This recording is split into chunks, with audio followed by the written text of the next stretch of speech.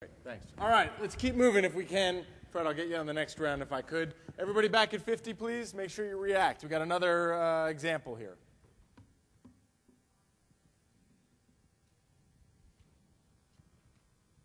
What do we do with our 401ks? Here's the greatest news if you are in an employer-sponsored plan, a 401k, a 403b, a 457. You're buying at a 20% discount from last year. I mean, really, you felt fine a year ago when the market was 20% higher, plowing money for your long-term investments, correct? Now you're at a 20% discount. Keep putting your money in. This is the disciplined time that really means that you might be able to make more money down the pike. Now, I want to back up 1 second. If you are a person who cannot sleep at night because you took too much risk going into this period, then you may need to get rid of some of your riskier assets.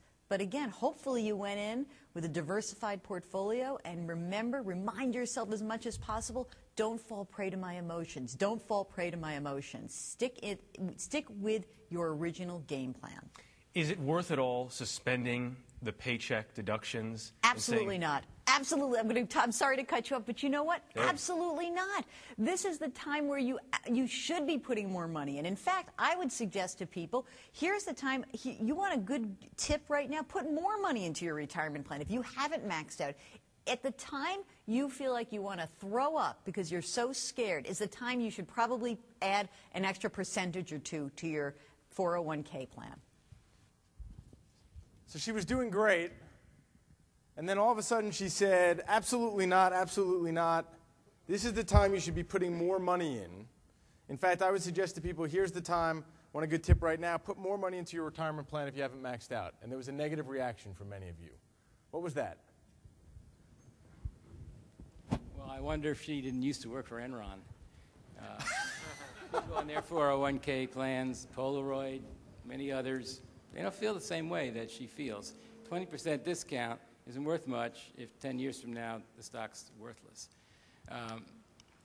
But I wanted to, if you allow me, to go back to the previous discussion between short-term and long-term. Yeah, you know I was going to do that. I don't think you have to choose between long-term and short-term. It depends what game you're playing. If you're playing a stock market game, you probably have to choose. But if you're playing a fixed income game, you can build yourself a nice ladder. That's pretty much predictable, and if you find it's acceptable to serve your needs, why lose sleep at night? All right, Linda.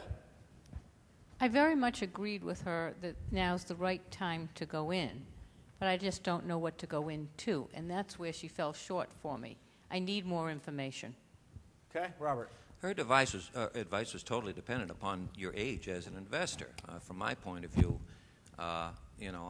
I am retired, but as I've tried to convince my son, now is the time to get into equities, Okay.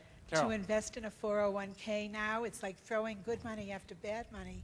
I mean, why would we keep throwing our money down the tubes? It seems to be going down the drain.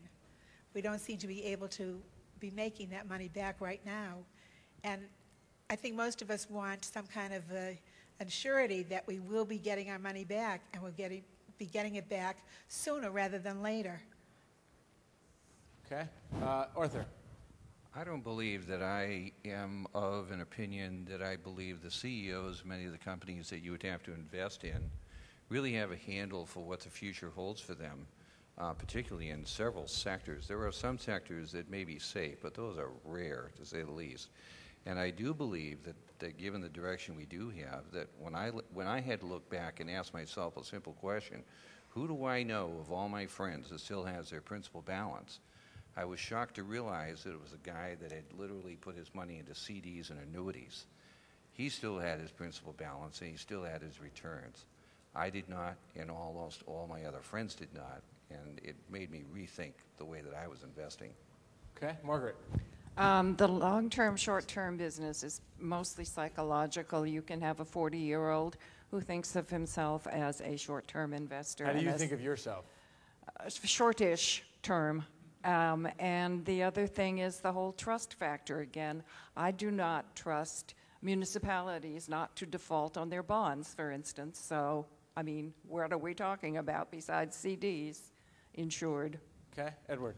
I think part of the problem that I see is that I don't really see that the market has changed in terms of character that all of this can't happen again. I see the same behavior starting all over again. Companies that were, on death's door suddenly have reported record profits, and, people are getting million-dollar bonuses again on a company that a year ago we were about to bury. So somehow it just seems like if you throw enough money at them, they'll just start playing the same old game, and the only person that really suffered is people like us. Regular people lost their money, okay? There was no bailout for us. There's no, million-dollar bonus at Christmas time for us. Nobody saved our bacon, and I'm a little tired of hearing, happy optimism that says, oh, yeah, just throw more money at us, because, frankly, I think I gave you enough. But what's interesting is when I asked you to react to the message, when she said, keep putting your money in, this is the disciplined time that really means you might be able to make more money down the pike. Now, if you're a person who can't sleep at night and you took too much risk, you might need to get out of some of your risky assets. But if you had a diversified portfolio, don't fall prey to emotion, stick with your original game plan. And you had a positive reaction to that. And now I'm hearing some of you say, well, I don't believe these companies. I don't want to throw good money after bad. What am I missing? Margaret. Well, that was excellent advice for my 30-year-old daughter. And, in fact, a lot of Susie Orman and everybody else is telling people just really basic things that they should know by now. And as far as individual stocks, no, nobody trusts them. Nobody trusts CEOs. Nobody trusts banks.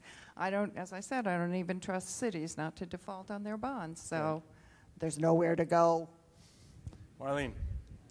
Well, I think the key that she hit on is that you need to be diversified. And if you're diversified, chances are you're not going to lose as much because you're across the board.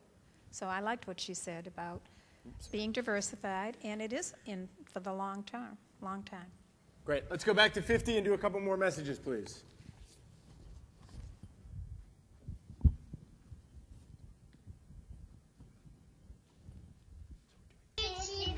What kind of a retirement plan allows millions of people to lose 30 to 50% of their life savings just as they near retirement? David Ray, president of the Profit-Sharing 401k Council of America and a lobbyist for the 401k industry, says it's one that empowers people to make their own investment decisions. 401k is the absolute best way people can save for retirement. They absolutely are the best retirement vehicle we have.